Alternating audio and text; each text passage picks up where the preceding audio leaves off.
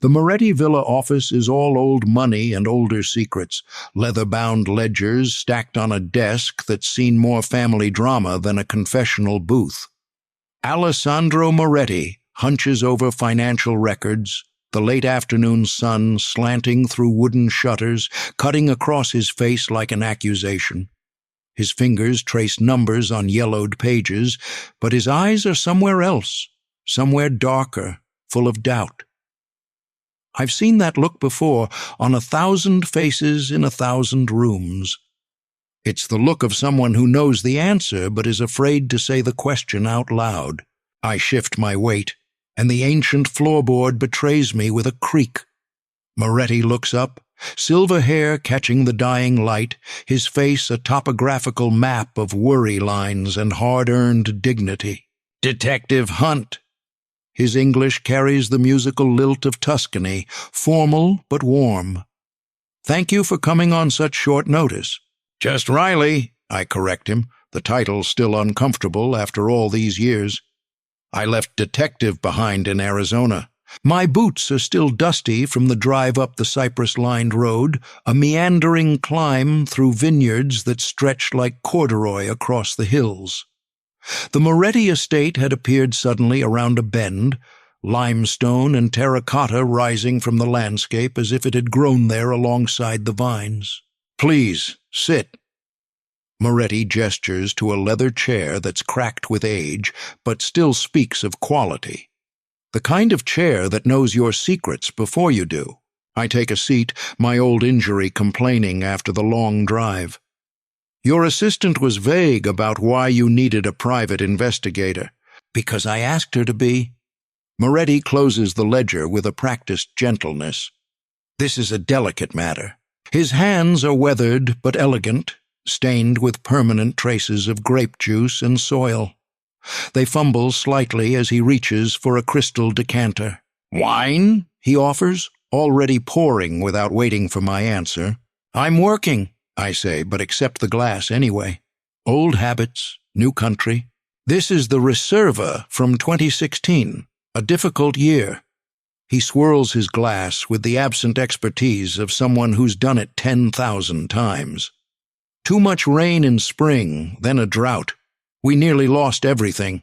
I recognize the ritual. Clients always circle the pain before diving in. I let him take his time, using the moment to absorb the room. Family photographs in silver frames, certificates in Italian, a large map of the estate pinned to the wall, sections color-coded and annotated in careful handwriting. "Maria, my first wife, she died that winter." He says it plainly, a fact weathered by time. But the vines survived. That is the way with this land. It takes, but it also gives. I nod, waiting for him to reach the point. My glass remains untouched. "I remarried 3 years ago, Sophia." He says her name like it's a complicated equation he can't quite solve. "She is younger, beautiful, from a small town near Naples." The familiar contours of the story begin to take shape. I've worked enough infidelity cases to see where this is headed. "And now you think she's having an affair," I offer, saving us both some time. Moretti's eyes flash, pride briefly overriding worry. "No, yes, perhaps." He sets his glass down. "It is not so simple. There are meetings, late at night, phone calls she takes in the garden where she thinks I cannot hear. But more than this, there are financial matters." He pulls a folder from a drawer, slides it across the polished surface. Inside are bank statements, property records, documents with official-looking stamps. 2 months ago, I made Sophia a signatory on several accounts. The winery has been doing well, very well, and my daughter, Julia, suggested we protect certain assets should anything happen to me. His fingertips tap lightly on the folder. Since then, there have been transfers. Small at first, then larger. I open the folder, scanning the numbers. "Have you asked her about these?" "She says they are investments for our future." His laugh is dry, like old leaves. But I am not a fool, Mr. Hunt. I built this business from nearly nothing after my father almost lost it all. I know when numbers do not tell the truth. And you think she's planning to leave you? Take the money and run? His hands are numb, but there's something else there. A warmth in his chest, an uncomfortable heat that I recognize as embarrassment, maybe shame. I think she never loved this place. The quiet, the dirt, the work.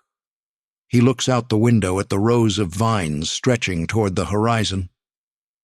I think she loved the idea of being a wealthy man's wife, but not the reality of being married to a farmer who happens to have a good name.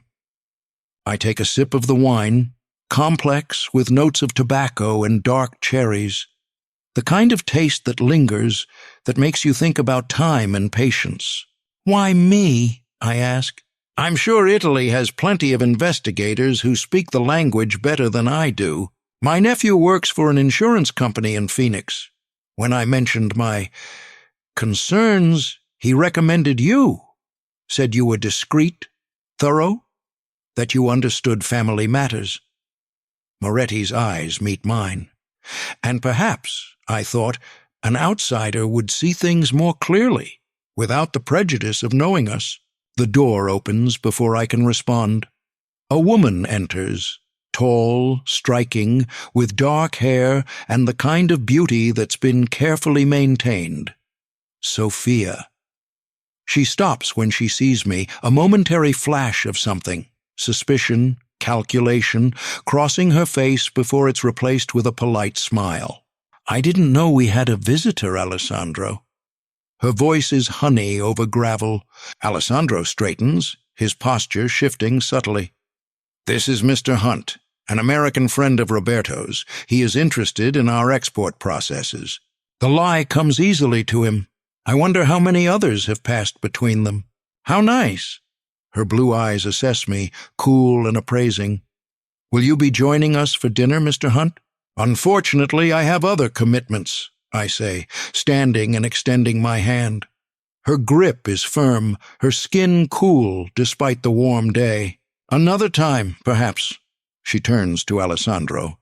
The Bertolini family has arrived for the tasting. They're asking for you. Tell them I'll be there shortly. His tone is gentle but dismissive. Sophia lingers a moment too long, her gaze moving between us before she nods and leaves, closing the door with deliberate softness.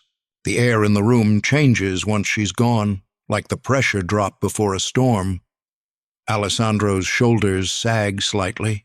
You see, he says quietly. Once, she would have been excited to show a guest our wines herself. Now, everything is an obligation. I study his face, the deep-set eyes, the proud nose, the mouth turned down at the corners. There's love there still, mixed with hurt and confusion. I'll need to observe her, I say, tucking my notebook back into my jacket pocket. The wine festival tonight would be a good start. Relief floods his features. You will take the case, then? Yes. I finish the wine, setting the empty glass on the desk. But, Mr. Moretti, are you prepared for what I might find? He stands, suddenly looking every one of his years. I have survived drought, frost, disease in the vines, and the death of my first love. I will survive the truth, whatever it may be. As I follow him out into the corridor, the evening light catches a photograph on the wall. Alessandro and Sophia on their wedding day, her smile radiant, his eyes full of hope. Sometimes the cruelest betrayals are the ones we see coming, but choose to ignore. The village square pulses with light and laughter, strings of bulbs crisscrossing overhead like a constellation designed by drunk astronomers. Wine flows from bottles to glasses to lips, leaving trails of purple smiles and loosened inhibitions. I nurse a mediocre Chianti and fade into the edge of the crowd, just another tourist with a camera. The perfect cover for watching Sophia Moretti work her magic on the sommelier, whose hand has brushed hers exactly 17 times in the past hour. Not that I'm counting. Locals and visitors mingle around tasting booths, the air thick with the competing aromas of fermenting fruit, cured meats, and too many perfumes. A small band plays something folk-adjacent, the accordion player swaying with a passion that exceeds his talent. The music is just loud enough to cover conversations, but not loud enough to prevent eavesdropping if you know how to position yourself. I do.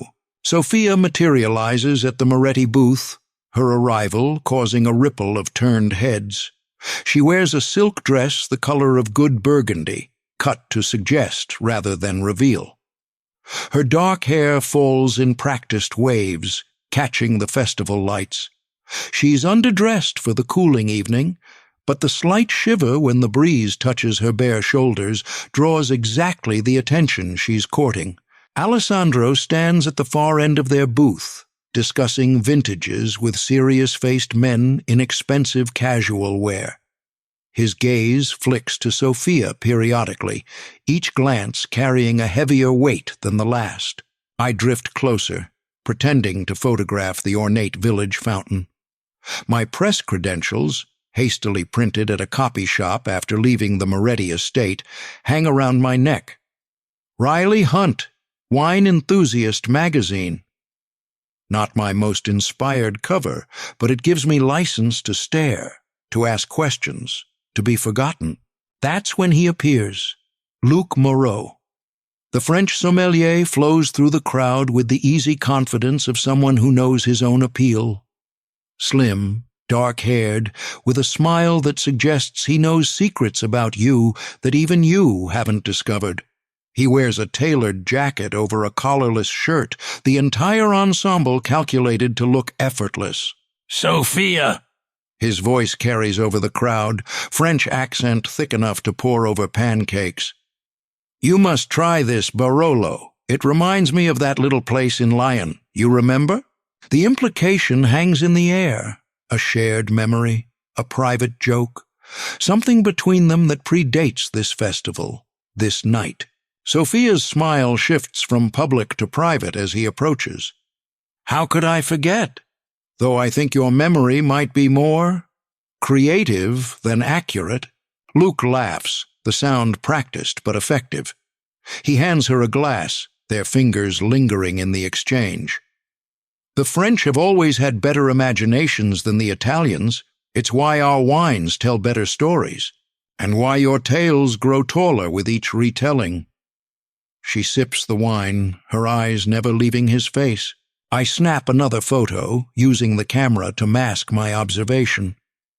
Through the viewfinder, I catch the expressions of two older women watching the exchange, their faces pinched with disapproval. One leans to whisper to the other, who nods vigorously.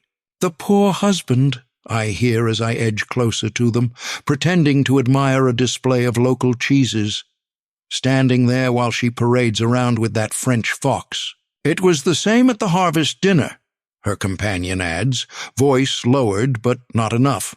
"Always finding reasons to touch his arm, to laugh at his jokes, and him no better, with his eyes undressing her in front of everyone. Alessandro is too good for her. After what happened with Maria, God rest her soul, he deserves better than a wife who brings shame to the family name." I move on before they notice my interest, circling around to where Sophia and Luke now stand near a display of Moretti's reserve wines. They've been joined by a Japanese couple, tourists by the looks of their uncertain Italian and enthusiastic photography. Luke speaks to them in surprisingly decent Japanese, playing the charming guide. "Hey, this Sangiovese represents the soul of the region," he explains, pouring small measures into their glasses. "The Moretti family has tended these vines for generations. Sophia's husband," a slight emphasis on the word, "is merely the current custodian of a legacy that stretches back centuries, though some custodians are more forward-thinking than others," Sophia adds, her fingers trailing along the rim of her glass. "Alessandro respects tradition so much that sometimes he forgets to look toward the future. The comment seems innocent enough, but there's a subtext there that the tourists miss completely. Luke doesn't. His smile flickers with something knowing. The future, he agrees, raising his glass in a small toast. And all its possibilities. The Japanese couple move on, drawn to the next booth. Sophia glances toward Alessandro, who's now deep in conversation with a distributor, his back to her. Something in her posture relaxes, a predator confirming the coast is clear. "Did you bring it?" she asks Luke, voice barely audible over the festival noise. I adjust my stance, angling my head like I'm contemplating the label on a bottle of overpriced grappa. "Of course," Luke murmurs, "but not here. Too many eyes, too many ears." He gestures with his chin toward the whispering locals. "The draft contracts are in my car. We can review them later." "When?" "After the fireworks, everyone will be watching the sky." His hand brushes her waist, a touch so brief it might not have happened. "Meet me by the old cellar entrance, the one behind the storage sheds." Sophia's smile is tight, controlled. Alessandro wants me at his side for the closing toast. The distributors from Milan will be impressed by your loyalty, Luke finishes, something mocking in his tone. "Play the devoted wife. It's what you do best."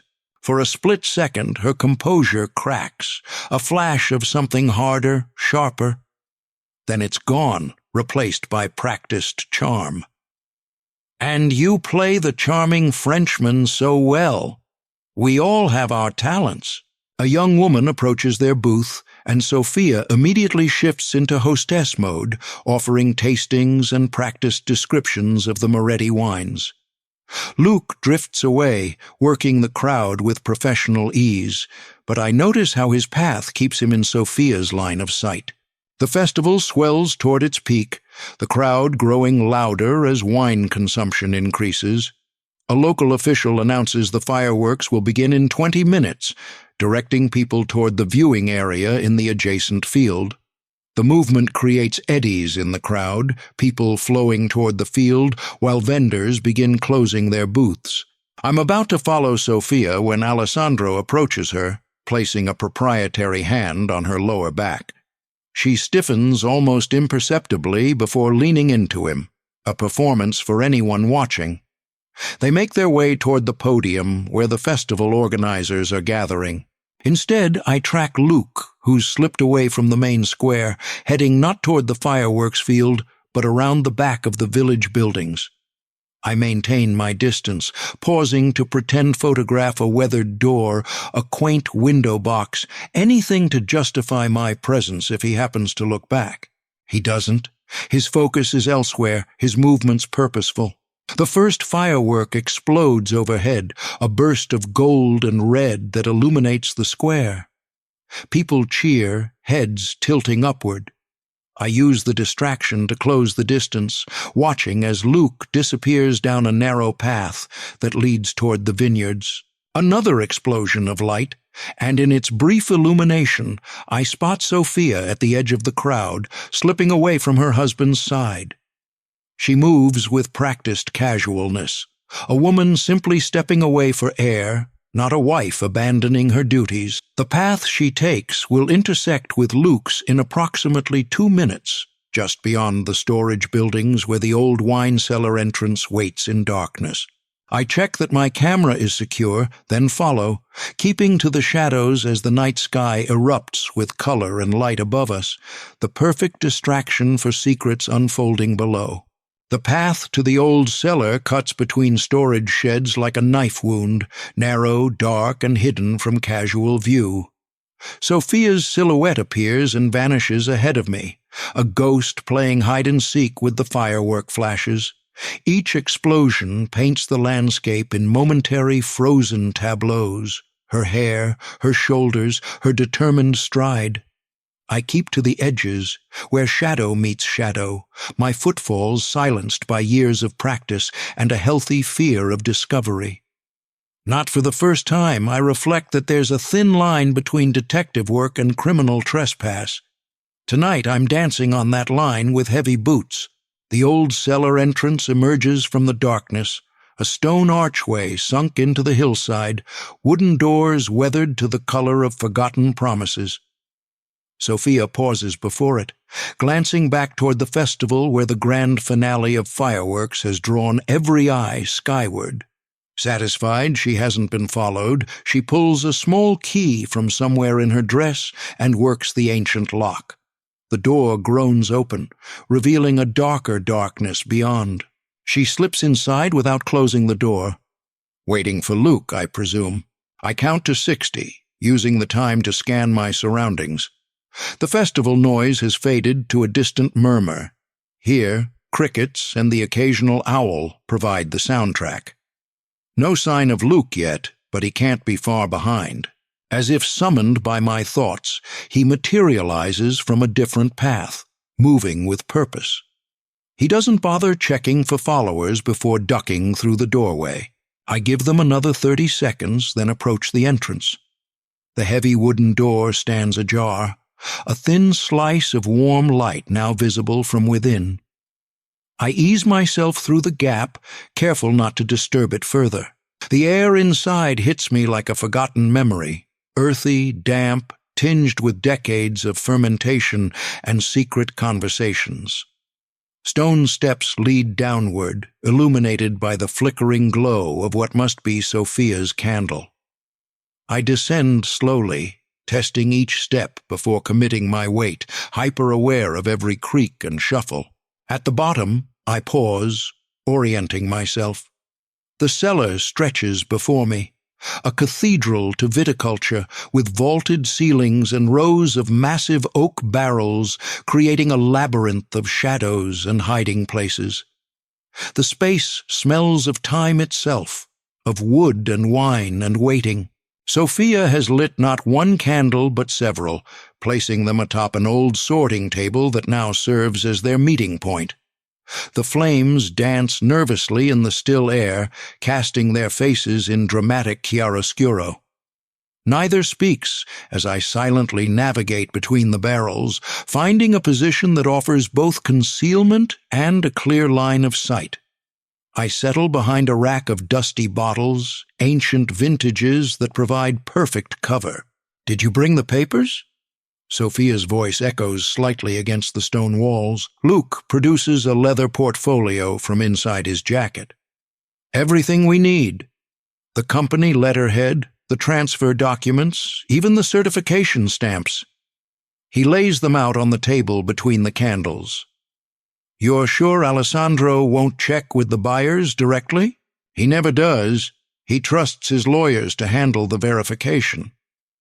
She leans over the documents, her hair falling forward like a curtain.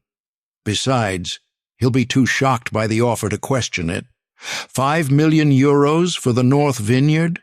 It's nearly twice market value."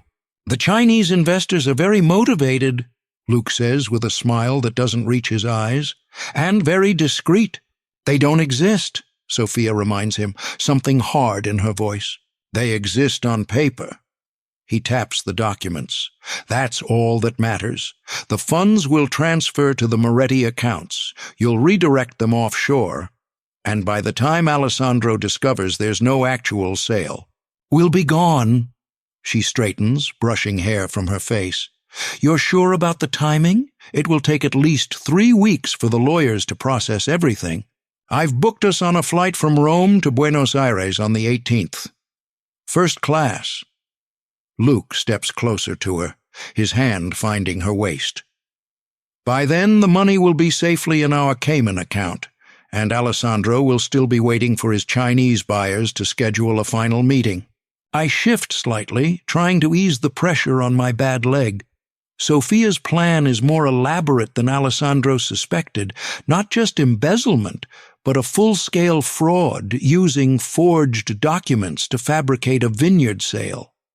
The money would disappear along with Sophia and her French accomplice, leaving Alessandro with nothing but questions and embarrassment. "What about the deed transfers?" Sophia asks, studying the papers. "Alessandro will need to sign these." "That's where you come in, my dear." Luke's voice drops to a caress. You've been practicing his signature for months, and with your new signatory status, I can authorize the preliminary agreements, she finishes, nodding. He'll only need to sign the final papers, which will never happen. Luke smiles, and in the candlelight, it transforms his handsome face into something predatory. When he realizes he's been duped, we'll be sipping Malbec in Mendoza. Sophia doesn't return his smile. And Julia? She reviews all the major transactions. Your stepdaughter is easily managed. The paperwork will show her father authorized everything. Besides, by the time anyone understands what's happened, proving fraud will be nearly impossible. He brushes her cheek with his fingertips. You're not having second thoughts, are you? No. The word comes too quickly, too forcefully. I've spent 3 years in this backwater, playing the dutiful wife to a man who cares more about his precious vines than he does about me.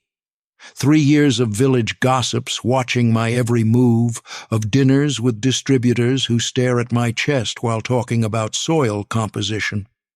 Her voice hardens. I deserve more than this life, and you'll have it.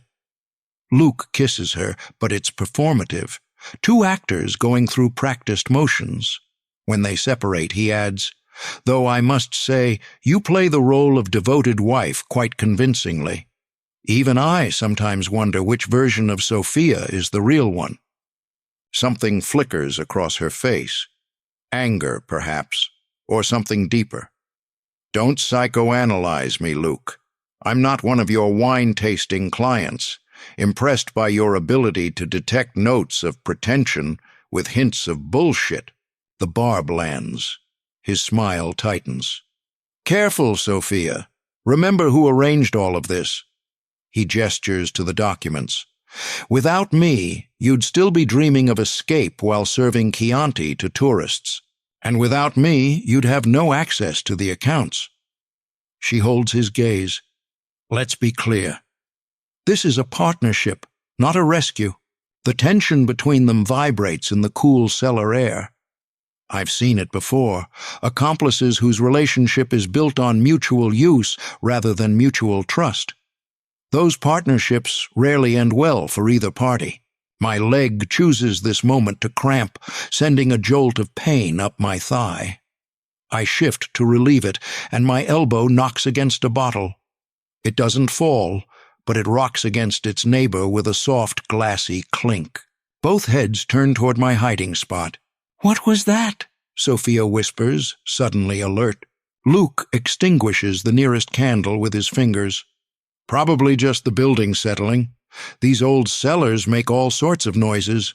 I freeze, not daring to breathe.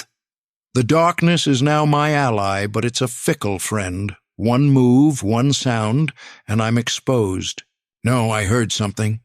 Sophia's voice has an edge of panic, like glass moving.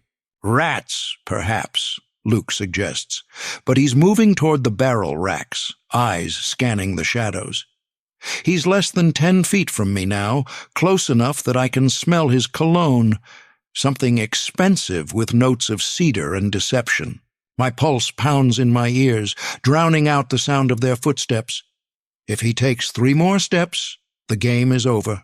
We shouldn't stay here, Sophia says suddenly. The tasting results will be announced soon. Alessandro will be looking for me. Luke hesitates, still peering into the darkness where I'm pressed against the cold stone wall. Fine, he concedes finally. Take these. He hands her several of the documents. Review them tonight. Make sure the numbers match what we discussed. We'll meet again tomorrow at the lawyer's office in Siena. Sophia gathers the papers, tucking them into a slim portfolio. What about the rest? I'll keep them, safer that way. He collects the remaining documents. Remember, not a word to anyone. Act normal.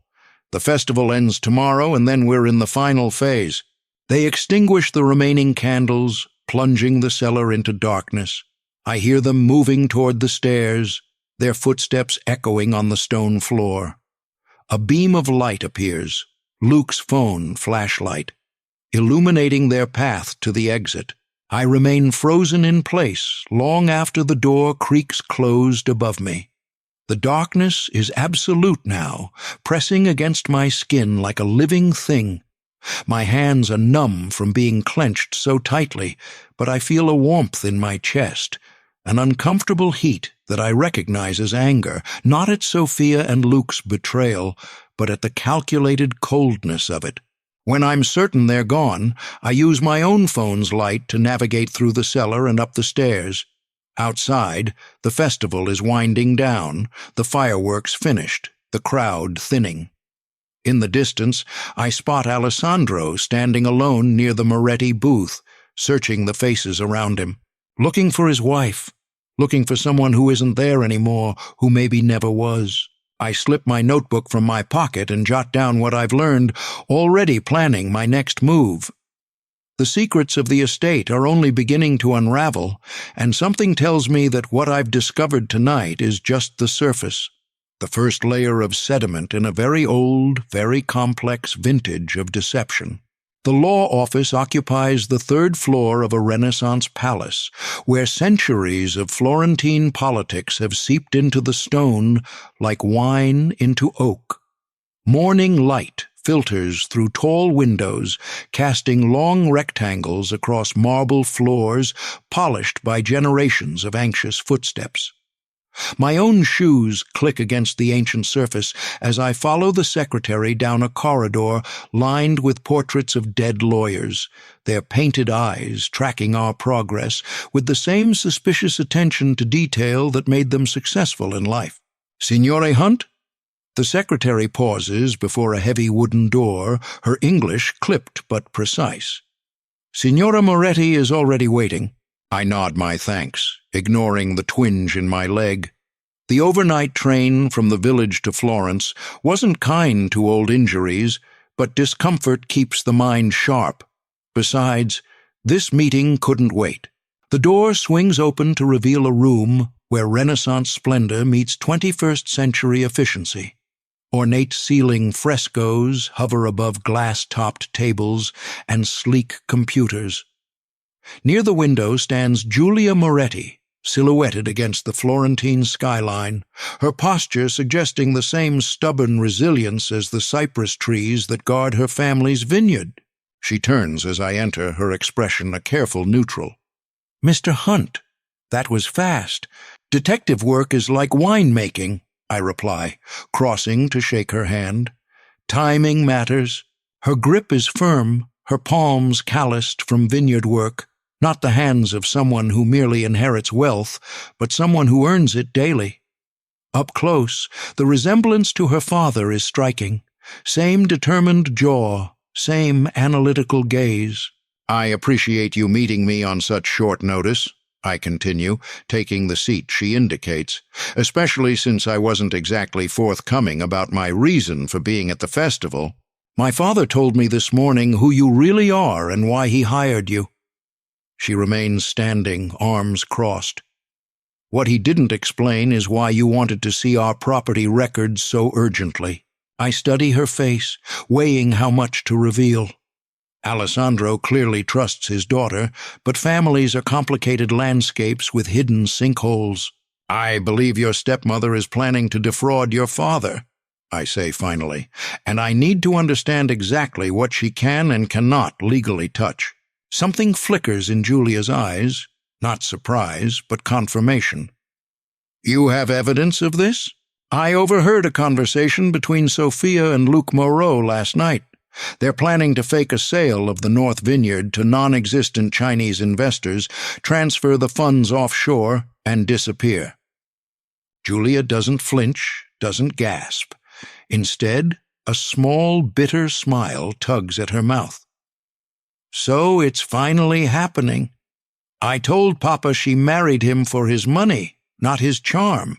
She moves to a filing cabinet, pulls out a thick folder, and places it on the table between us. The label reads, "Moretti Estate Holdings," in elegant script.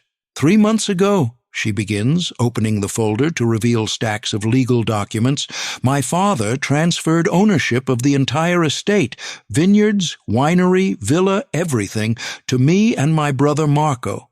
He retained lifetime usage rights and operational control, but the actual property— She taps a manicured finger on a document bearing multiple official stamps. It's no longer his to sell.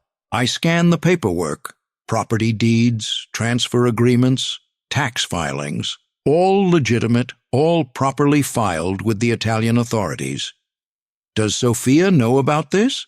No. Julia's voice carries a hint of satisfaction. Papa didn't tell her. After his heart scare last winter, I convinced him to protect the legacy. 5 centuries of Moretti winemaking safeguarded from— She pauses, searching for a diplomatic phrase. From fortune hunters with expensive tastes and flexible ethics, I offer. That earns me a genuine smile. Precisely. I flip through more documents, noting dates and signatures. These transfers were completed months ago, all properly registered with the property authorities. Of course, my father may be a romantic, but I am not. She sits across from me, leaning forward. Everything is legal, notarized, and recorded. The family lawyer, who has served 3 generations of Morettis, handled it personally. And Sophia has no signatory authority over these holdings? She has access to some operational accounts, enough to run the household and pay suppliers. But she cannot sell property, take loans against the estate, or transfer the major assets. Julia's eyes narrow slightly. Though apparently she's been trying. I nod, pieces falling into place. Your father recently made her a signatory on several accounts. She's been moving money. Small amounts at first, then larger, Julia confirms. I noticed but didn't say anything. I wanted to see how far she would go. Playing a long game, I observe, feeling a new respect for this young woman who looks like she should be studying art history, but thinks like a chess master. The Moretti way, she shrugs. We cultivate patience along with our vines. I turn to the final pages of the documentation, the legal language confirming that any attempted sale of Moretti property without the written consent of both Julia and her brother would be null and void.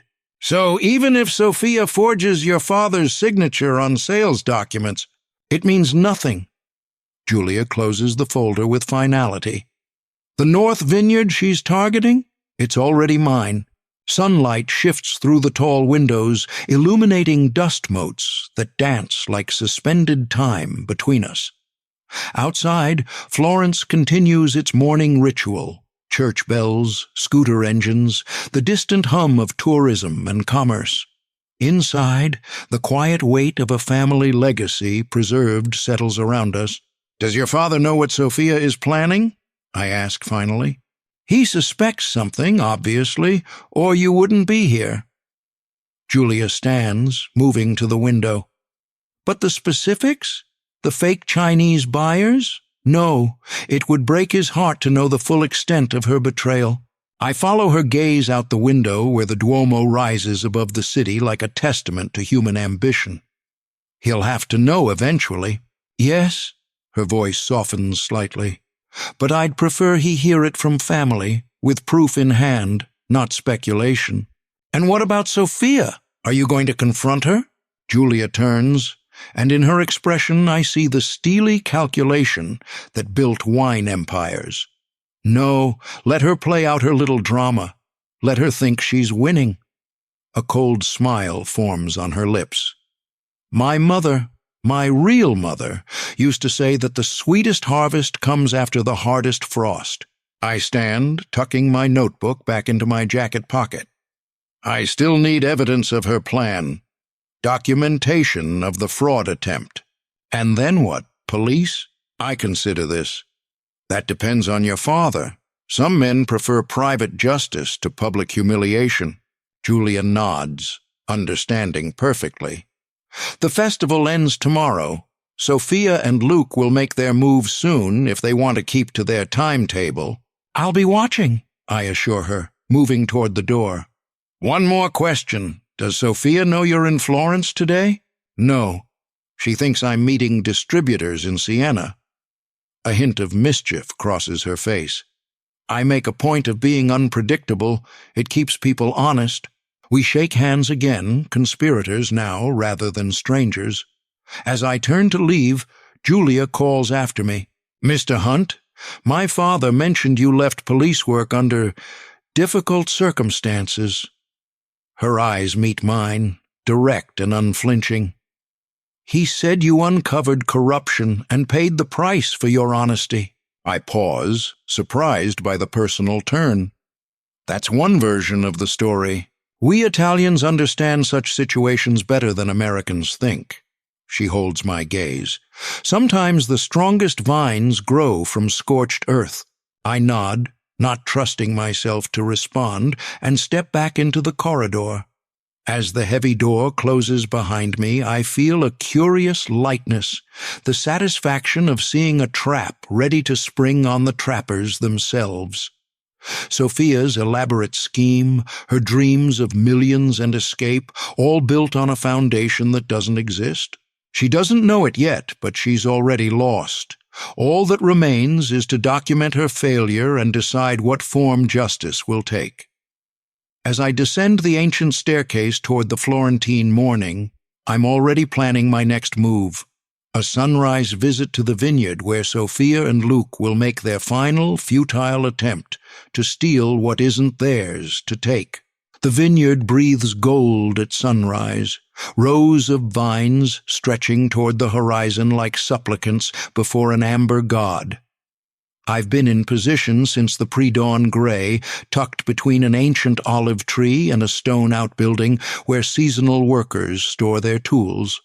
My jacket is damp with dew, my fingers stiff from the morning chill, but my attention is needle-sharp, focused on the gravel turnout where Sophia Moretti paces like a caged panther, her designer boots gathering dust with each anxious pivot.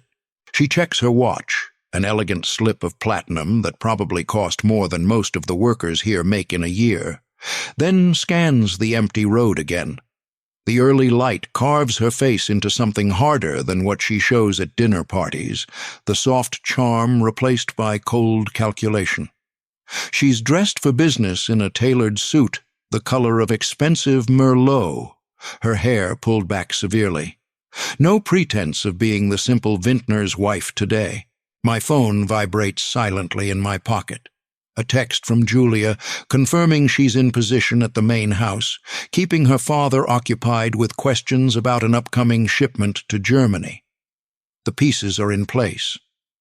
All that's missing is the Frenchman.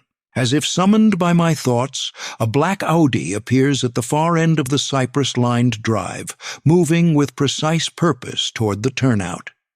Sophia straightens her jacket, composes her features into something more controlled. The transformation is remarkable, from nervous conspirator to confident businesswoman in the space of a breath. Luke emerges from the car with practiced elegance, wearing a slate-gray suit that manages to look both casual and worth 3 months of my fee. He carries a slim leather portfolio, the same one from the cellar meeting, and sunglasses that he doesn't remove even in the gentle morning light. A man accustomed to hiding his eyes. "You're late," Sophia says by way of greeting. "Traffic from Siena," he replies, not sounding particularly apologetic. "Is everything arranged?" "Yes, Alessandro is with Julia, reviewing export paperwork. We have at least an hour." She glances toward the main house, barely visible through the olive grove. "Did you bring the final documents?" Luke pats the portfolio. "Complete with official-looking stamps and letterhead from a very legitimate-sounding investment firm that doesn't exist." They move toward a small stone table set up near the edge of the vineyard, the kind used for impromptu wine tastings during tours. I shift position, using my telephoto lens to zoom in on the documents as Luke spreads them across the weathered surface. The morning light is perfect for photography, no flash needed. Every stroke of their forgery will be clearly visible. "The buyer's representative will be here in 20 minutes, Luke explains, sorting papers with efficient movements. He'll present himself as Lee Wei, Executive Vice President of Golden Phoenix Agricultural Investments. Sophia looks up sharply. I thought you said Chen was coming. Change of plans. Chen had a visa issue. Luke doesn't meet her eyes, focusing instead on organizing the documents. Wei is actually better, more authoritative, speaks excellent English. And he understands his role? That this is just for show? Luke's smile doesn't reach his eyes. Of course. He's a professional. He'll bring the preliminary payment confirmation, shake hands, take some photos of the vineyard, and leave. All very convincing if anyone checks later. I snap several photos as Sophia leans over the papers, examining them with careful attention. The distance is challenging, but my lens is good. I can make out headers, logos, signature lines, evidence building with each click of the shutter. And Alessandro's signature? Sophia asks, her voice dropping lower. Luke produces a sheet of paper covered in practiced attempts at forgery. Your homework has been impressive, but we should do a final version now, on the actual documents. Sophia takes a pen from her jacket pocket. Expensive, heavy, the kind of gift a wealthy husband might give a wife on an anniversary. The symbolism isn't lost on me as she uses it to forge his name, to betray the man who gave it to her. Here, Luke indicates the signature line on the first document, and here, and initial here. I keep photographing as Sophia applies her practiced forgery to document after document. Her hand is steady, her concentration complete. She's done this before, perhaps on smaller matters. Checks, credit card receipts, minor household expenses that wouldn't raise Alessandro's suspicions. Perfect, Luke pronounces when she finishes. Now yours, as witness. She signs her own name with a flourish, the authentic signature somehow more damning than the forgery. I capture it all. The documents, their faces, the context of the vineyard stretching around them. The sun continues its climb, burning away the morning mist, illuminating their betrayal with merciless clarity. A second car appears on the drive, a sleek Mercedes with rental plates. Sophia and Luke both straighten, adjusting their posture, their expressions, preparing for their performance. Remember, Luke murmurs as the car approaches, confident but not eager. This is a favor to them, not us. The Mercedes stops beside the Audi, and a middle-aged Asian man emerges dressed impeccably in a blue suit that screams international business. He bows slightly to Sophia, then extends his hand to Luke, who makes introductions in fluid, practiced English. Mr. Wei, welcome to Moretti Vineyards. This is Sophia Moretti, representing her husband Alessandro, who unfortunately had a prior commitment. Wei nods respectfully to Sophia. Mrs. Moretti, a pleasure. Your family's wines are legendary in Shanghai. It's a smooth performance from all parties. If I hadn't spent the previous evening learning about their scheme, I might almost believe it myself.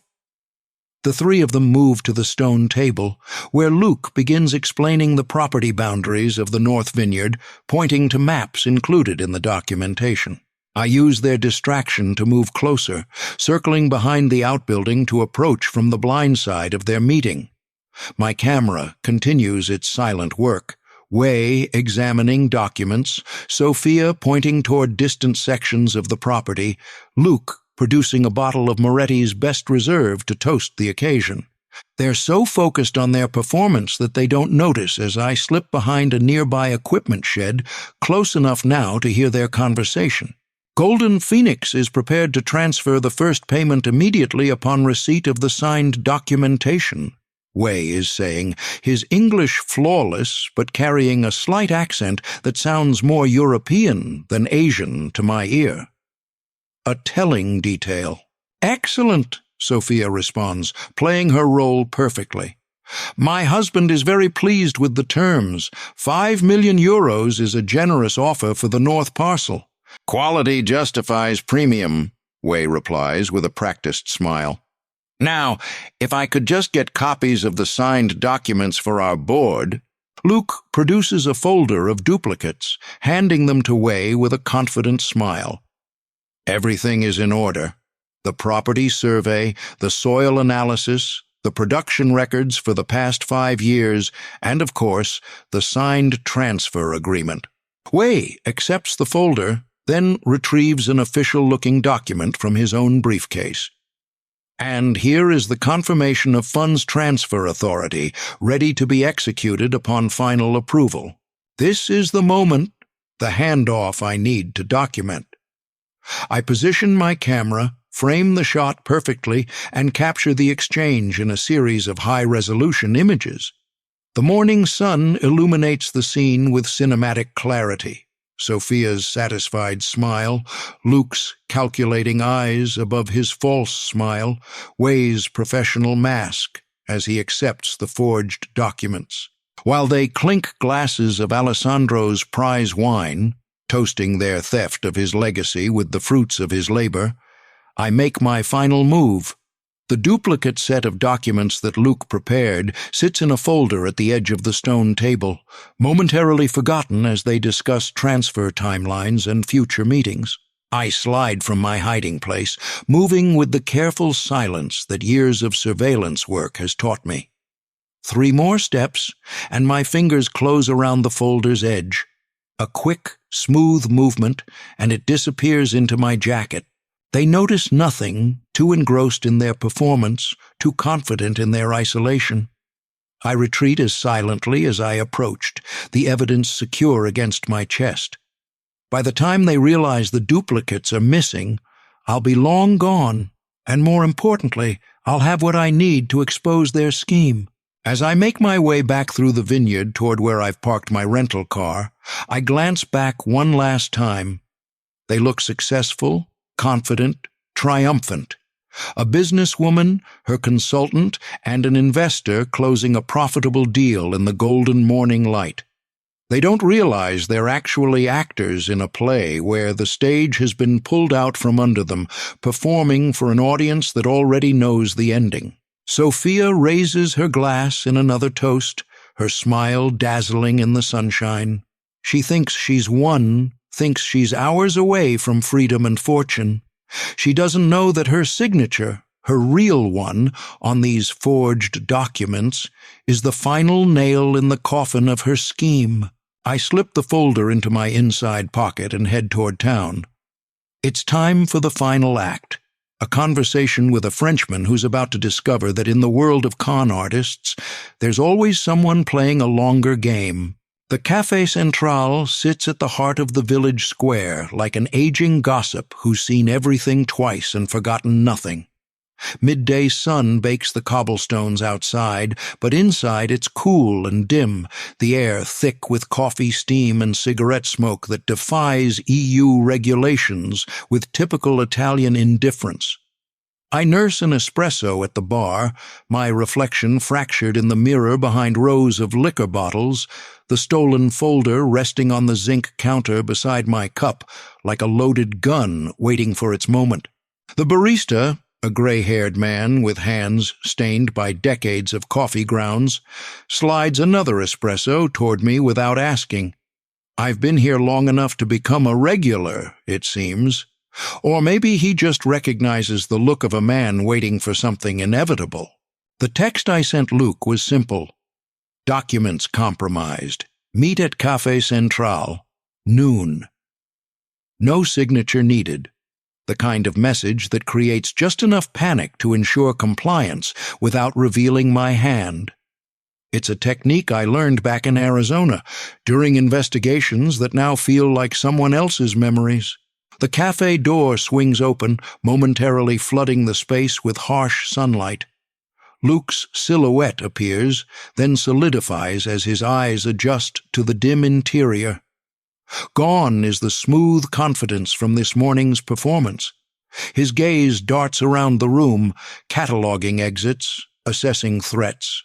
When he spots me at the bar, his face performs a complex calculation, relief that I'm alone, concern about what I might know, determination to maintain control.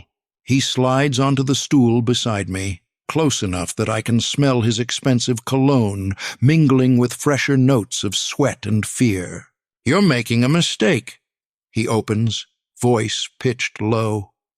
Not a greeting, not a question, a warning. I push the untouched second espresso toward him.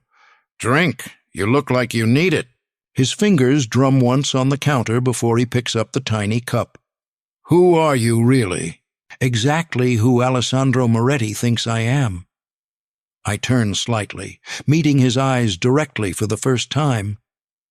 A man who notices things, like forged signatures, fake Chinese investors, offshore accounts. He doesn't flinch, but a muscle in his jaw tightens.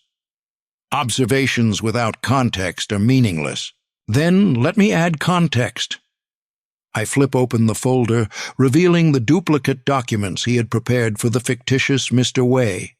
5 million euros for land that isn't Alessandro's to sell. A wire transfer to an account in the Caymans. 2 first-class tickets to Buenos Aires departing in 3 weeks. I tap each document as I list it. That's a narrative, not an observation. The barista drifts to the far end of the counter, pretending not to listen, but missing nothing. 2 old men playing cards at a corner table glance our way, then return to their game with exaggerated focus. Luke downs his espresso in a single swallow, then signals for another. His hands are steady, but there's a new tightness around his eyes. You've misunderstood a legitimate business transaction, he says, his accent thickening slightly. These are preliminary negotiations that Sophia is handling on Alessandro's behalf. Completely authorized. I pull out my phone, scroll to a photo, and slide it across the counter. The image shows Sophia forging Alessandro's signature, her face captured in profile, intent on her work. Authorized forgery is a fascinating legal concept, I remark. I'm sure the Italian financial police would find it educational. His second espresso arrives. This time he doesn't touch it. What do you want? The question comes out flat, all pretense dropped. That's more direct. I appreciate efficiency.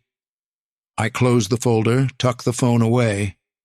I want to understand why you thought this would work. He blinks, clearly expecting a demand for money. What? It's an amateur scheme, I continue, keeping my voice conversational. The fake investors, the forged documents.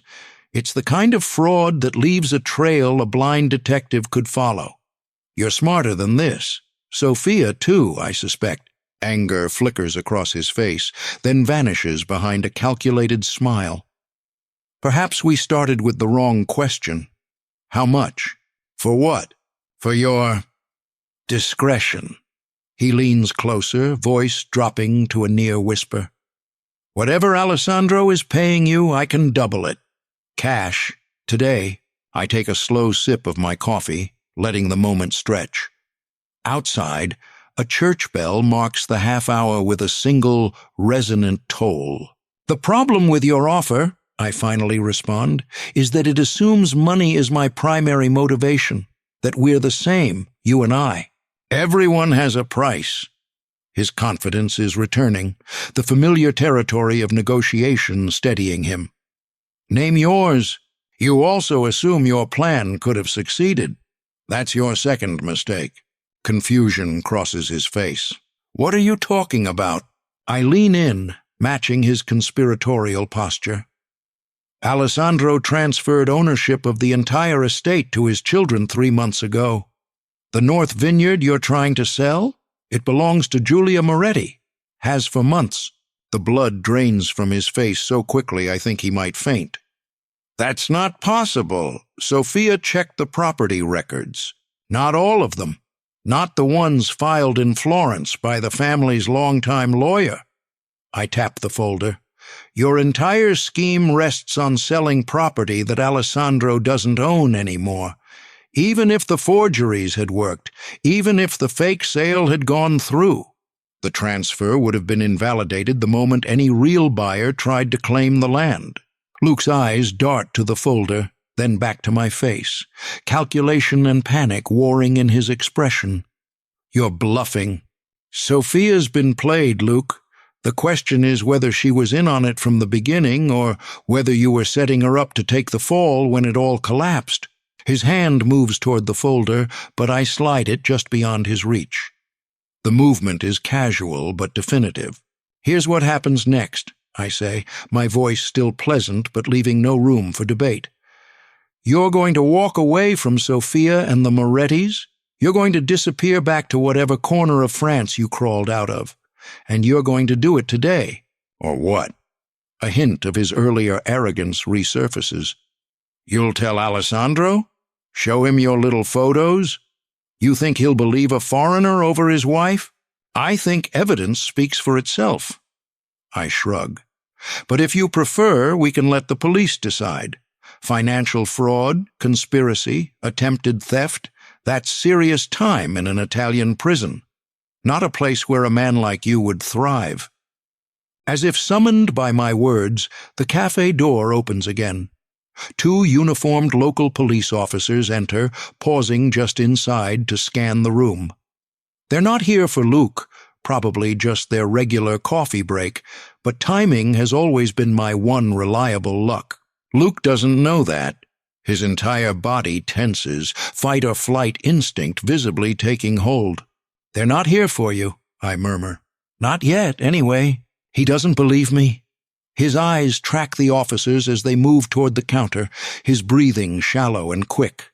"Last chance," I say quietly. "Walk away, today, or I take everything to Alessandro and the authorities." His decision plays out across his face in fractions of seconds. Disbelief, anger, calculation, and finally, a cold sort of acceptance. Without another word, he stands, straightens his jacket, and moves toward the door with forced casualness. The officers nod to him as they pass. He returns the gesture stiffly, then pushes through the door into the bright square outside.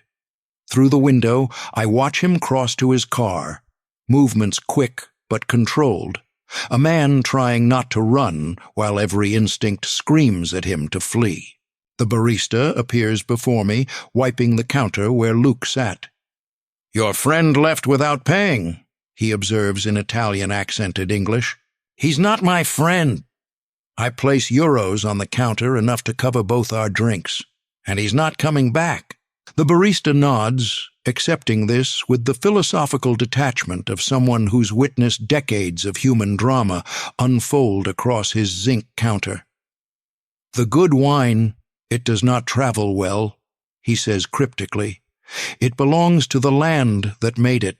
I tuck the folder securely inside my jacket and stand to leave. The confrontation with Luke was only the prelude. Sophia is the more dangerous of the pair, smarter, more desperate, with more to lose. And unlike Luke, she can't simply disappear without destroying the life she's built. Outside, the village square shimmers in the midday heat, tourists and locals moving in slow motion through the punishing sunshine. I squint against the glare, already plotting my final move. The evidence is secured, Luke is running, and Sophia is alone now. A conspirator abandoned, a fraud exposed. The real reckoning awaits at the estate, where a woman who thought herself clever enough to steal a legacy will discover that some inheritances defend themselves. I check my watch and start walking. By sunset, Alessandro Moretti will know exactly who he married and what she was willing to destroy for her freedom. The Moretti Villa courtyard blazes with afternoon sun and accusations, the ancient stones absorbing heat and anger in equal measure. I find them already locked in battle, Sophia pacing like a cornered animal, her designer heels striking sparks from the flagstones, while Alessandro stands motionless, his weathered face set in lines of confusion that gradually harden into suspicion. The air between them crackles with the electric tension of a marriage fracturing in real time, and neither notices my arrival until the heavy iron gate clangs shut behind me. "Where is he?" Sophia demands, spinning toward me. Her perfect composure has abandoned her, leaving something feral and desperate in its place. "What have you done with Luke?" Alessandro's eyes find mine, questioning. "Mr. Hunt, you know something about this?" After my conversation with Luke at the cafe, I'd called Julia immediately. She'd answered on the first ring, her voice tight with controlled urgency. "Come to the villa now. Sophia's panicking. Something's happened with Luke." I stepped further into the courtyard, feeling the weight of the stolen folder inside my jacket. The fountain at the center bubbles with indifference, water flowing as it has for centuries, unmoved by human drama. "Luke Moreau is gone," I say simply. "He left town about an hour ago. I suspect he's heading for the French border as we speak." Sophia freezes, her face draining of color. "That's impossible. We had—" She catches herself, but too late. "You had what, Sophia?" Alessandro asks quietly. The gentleness in his voice is somehow worse than anger would be. I intercept the question. "Mr. Moretti, I think it's time I explained why you really hired me." Sophia's eyes widen. "Hired you? What is he talking about, Alessandro?" Alessandro sinks onto a stone bench beneath an ancient olive tree, suddenly looking every one of his 60 years. "I suspected you were taking money, Sophia. Small amounts at first, then larger. I asked Mr. Hunt to discover where it was going. I found more than missing money," I continue, pulling the folder from my jacket. "I found a conspiracy. Forged documents, fake Chinese investors, a plan to sell the North Vineyard out from under your husband and disappear with 5 million euros. Sophia's laugh is brittle, edged with panic. "This is absurd. Alessandro, you can't believe this. This stranger over your own wife." But doubt already clouds Alessandro's eyes. His hands are numb where they rest on his knees, but I can see the uncomfortable heat of realization warming his chest. "Show me," he says to me, not looking at Sophia. I open the folder, laying out the documents on the wrought iron table near the fountain. Sophia takes an instinctive step forward, then stops herself, hovering at the edge of revelation. "These are copies of sales documents for the North Vineyard," I explain, "purportedly to Chinese investors represented by a man named Li Wei, who is actually an actor hired to play the part. Here's a photo of this morning's meeting. Sophia, Luke, and their fake investor." I place the printed photograph on the table. "And here's a closer shot of the signature page." Alessandro leans forward, studying the image. His finger traces the signature, his signature on the document. "This is not my handwriting," he says, voice hollow. "No," I agree. "It's Sophia's version of your handwriting. Here's another photo of her practicing your signature." Sophia's composure shatters completely. "You were spying on me? Following me? What kind of man hires someone to stalk his wife?" "A man who felt something was wrong but couldn't bring himself to believe it," Alessandro answers, still staring at the evidence. "A man who hoped he was mistaken." Sophia changes tactics, her voice softening as she moves toward her husband. "Alessandro, you don't understand. Yes, I met with Luke about selling some land, but only because you refused to modernize, to expand. We could have done so much more with that capital." "Stop!" Alessandro doesn't raise his voice, but the single word cuts through her explanation like a blade. "No more lies, Sophia. Not now. If you'd just listened to me, if you'd treated me like a partner instead of a decoration—" "I made you a signatory on my accounts," he interrupts. "I trusted you with my family's legacy. A legacy you care more about than me." Her control slips further, revealing the raw resentment beneath. "Do you know what it's like being married to a man who loves dead vines more than his living wife? Who spends more time with his precious grapes than with me?" I step back, giving them space for this reckoning. My job was to uncover the truth. What they do with it is their business. Alessandro looks at her for a long moment, really looks at her, perhaps for the first time in months. "I loved you, Sophia. Not the way you wanted, perhaps, but with everything I had to give. It wasn't enough." The words fall between them like stones. And 5 million euros would have been? He shakes his head, not angry but sad. It wouldn't have worked anyway. Sophia blinks, momentarily confused. What? The scheme. The sale. Alessandro reaches into his pocket and pulls out a folded document. It would have failed even if your forgeries had convinced everyone. I recognize the paper from my meeting with Julia, the property transfer certificate. 3 months ago, I transferred ownership of the entire estate to my children, Alessandro explains, his voice steady. The North Vineyard, the winery, the villa, none of it is mine to sell, nor yours. Sophia stares at the document, uncomprehending at first, then with dawning horror. That's not possible. I checked the property records. Not all of them, I interject. The transfers were filed in Florence through the family's longtime lawyer, the same lawyer who's handled Moretti business for 3 generations. Understanding crashes over her like a wave. She sways slightly, one hand reaching for the table to steady herself. Luke knew, she whispers. He must have known. Yes, I confirm. I told him this morning. That's why he ran. The entire scheme was doomed from the start, and he knew you'd be left holding the pieces when it all fell apart. The courtyard falls silent except for the gentle splash of the fountain.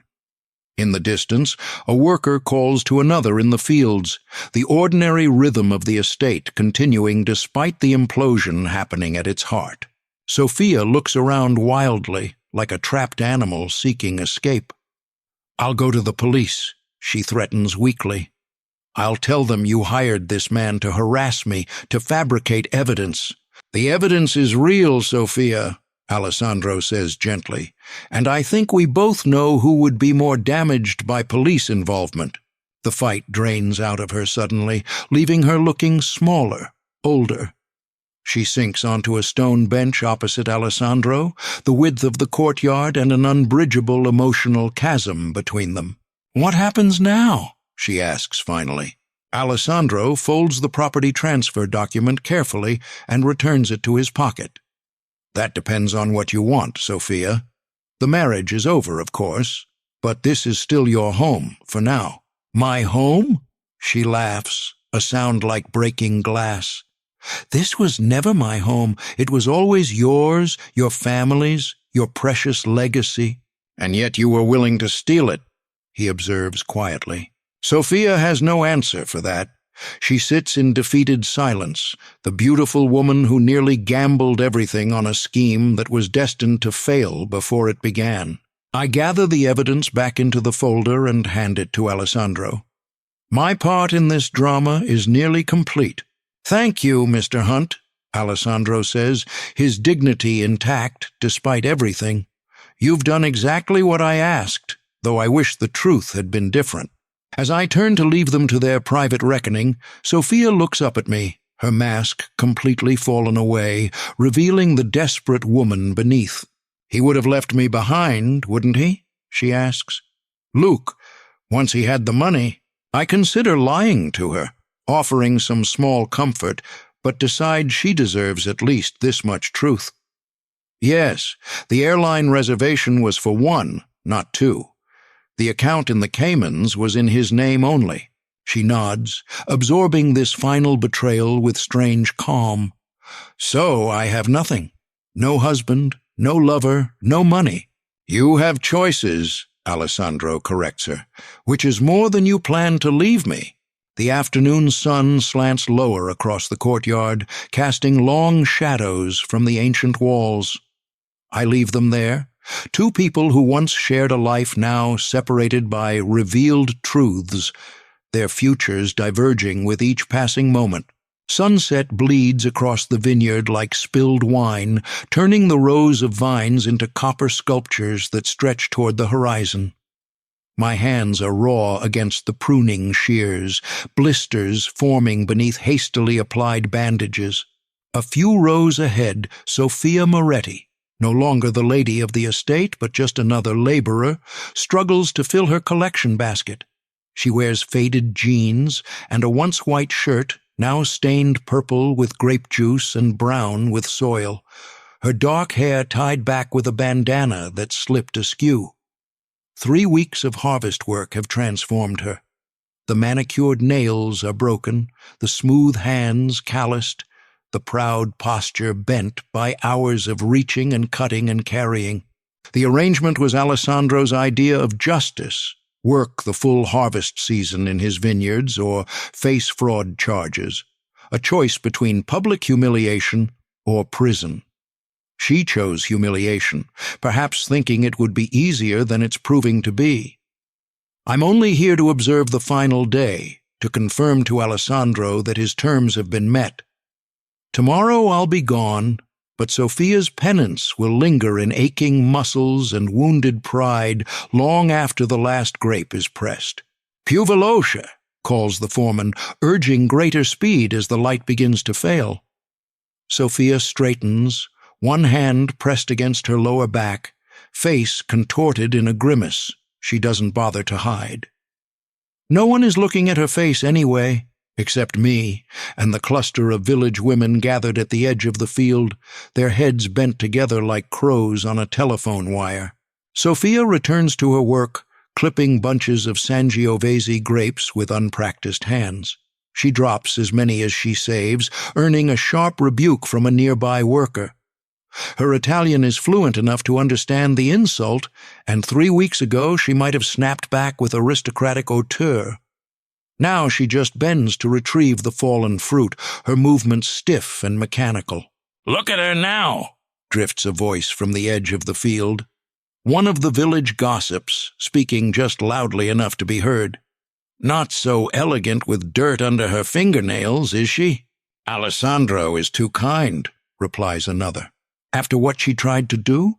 I'd have called the carabinieri." "The Moretti name. He's protecting the family reputation, not her. She never belonged here anyway, always looking down her nose at local traditions, running to Florence or Rome every chance she got. And that Frenchman. The way they behaved at the festival, right under Alessandro's nose." Sophia's shoulders tense with each comment. She doesn't turn, doesn't acknowledge the commentary on her disgrace, but her movements become more jerky, less controlled.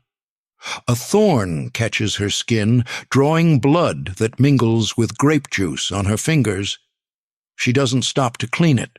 The harvest is ending today, not just for Sophia, but for everyone.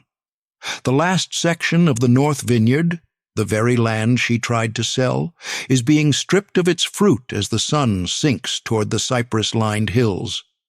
Workers move methodically through the rows, their practiced hands making the arduous task look simple. Only Sophia struggles, her city-bred body rebelling against demands it was never trained to meet. From the rise at the edge of the vineyard, a figure appears. Giulia Moretti, clipboard in hand, moving with the easy confidence of someone born to this land. She wears work clothes like everyone else, but there's an authority in her stride that draws eyes and straightens postures. Several workers call greetings, which she returns with the warm familiarity of someone who knows not just their names, but their families, their histories, their connection to these fields. I watch Sophia watching Giulia. The grudging admiration mixed with bitter envy on her face tells its own story. Giulia embodies everything Sophia tried and failed to become. The true lady of the estate, respected not for who she married, but for who she is. The contrast between them couldn't be more stark. Giulia moves among the vines like she grew from the same soil, while Sophia remains forever the outsider, the interloper who saw the vineyard as nothing but a bank account to be drained. "How many more crates from this section?" Giulia asks the foreman, consulting her clipboard. Her voice carries across the rows, clear and confident. 6, maybe 7, he answers. "Quality is good. Bricks levels exactly where we want them." "Excellent. Let's make sure we're loaded and at the pressing house before full dark." Giulia makes a note, then pauses, her eyes finding Sophia in the fading light. Something passes across her face. Not pity, not satisfaction, but a complex evaluation, the look of someone measuring effort against expectation. Sophia pretends not to notice, focusing with exaggerated intensity on a cluster of grapes that doesn't require such scrutiny. Her hands shake slightly. It's one thing to be observed by village gossips, another entirely to be assessed by the woman whose inheritance she tried to steal. "I could have learned," Sophia murmurs, so quietly I almost miss it. She's talking to herself, I realize, wrestling with some private regret. I could have asked questions, shown interest. I could have become part of this instead of trying to destroy it. Too late now for such realizations. The time for integration passed, with each dismissive comment about dirt farmers and provincial tedium that she thought no one heard or remembered. The estate has a long memory, its people, its stones, its soil. It remembers both devotion and betrayal. Julia makes her way down the row, checking baskets, offering brief comments to workers. When she reaches Sophia, the air between them seems to crystallize with unspoken tension. "Those vines are over 60 years old," Julia says, nodding toward the gnarled plants Sophia has been harvesting. "They survived drought, disease, and frost that killed younger vines. The older ones always have deeper roots." Sophia doesn't look up. "Is that supposed to be profound? Some rustic wisdom for the city woman?" Julia doesn't rise to the bait. "Just information. This is your last day here. I thought you might want to know something about what you've been doing." "Playing peasant, you mean? Paying my debt to your father? Working the land you tried to sell?" Julia's voice remains even. "There are worse punishments." Sophia finally meets her eyes. "Like being trapped here forever? Living and dying in the same dusty corner of the world, never seeing anything beyond these hills? Some would call that belonging," Julia replies. "Something you never understood." Before Sophia can respond, the foreman calls for the final push.